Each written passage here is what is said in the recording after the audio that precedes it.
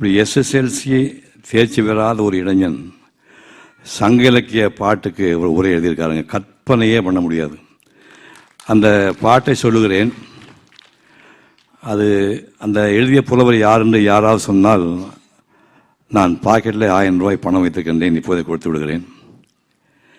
கெடுக சிந்தை கடிதிவள் துணிவே முதின் மகளிர் ஆதல் தகமே மேனாள் ஊற்ற செருவிற்கவள் தன்னை யானை எறிந்து களத்தொழிந்தனே நெருநல் ஊற்ற செருவிற்கவள் கொழுநன் பெருநிலை விழுங்கி ஆண்டப்பட்டனே இன்றும் செருப்பலை கேட்டு விருப்புற்று மயங்கி வேல்கை குழைத்தும் விழுதி விழித்துள்ளி பாருமை குடுமி எண்ணெய் நீவி ஒருமுகம் நல்லது எல்லோடு செருமுகம் நோக்கி செல்கன விடுமே.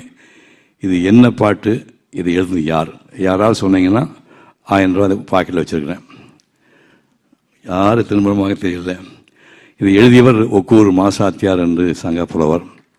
ஒக்கூர் மாசாத்தியார்னு ஒரு பெண்மணி, பெண் புலவர் எழுதின பாட்டு அது. அதுக்கு அர்த்தம் போர் நடந்துட்டு இருக்குது. போருக்கு போன தகப்பனார் ஒரு 60 வயசு தாண்டின ஒரு 2 நாள் சண்டை போட்டு போரில் இறந்துட்டார். அதுக்கப்புறம் வெளியூர் இருந்து கணவன் வர்றான். கணவனையும் போருக்கு அனுப்புகிறான். அவன் கொஞ்சம் பைல்வான் சூர்யா மாதிரி பலசாலியான நாடு. ஒரு வாரம் சண்டை போட்டு அவனும் வேற மரணம் அடைஞ்சிட்டான். அதுக்கப்புறம் நாடு நல்லா இருந்தால் தானே வீட்டில் நிம்மதியாக இருக்க முடியும்னு அடுத்த போருக்கு அனுப்புகிற யாரும் யோசிக்கும் போது 10 வயசு பாலகன் ஆரம்பத்தடியில் படிச்சுட்டு இருக்கிறான் வாத்தியார்கிட்ட.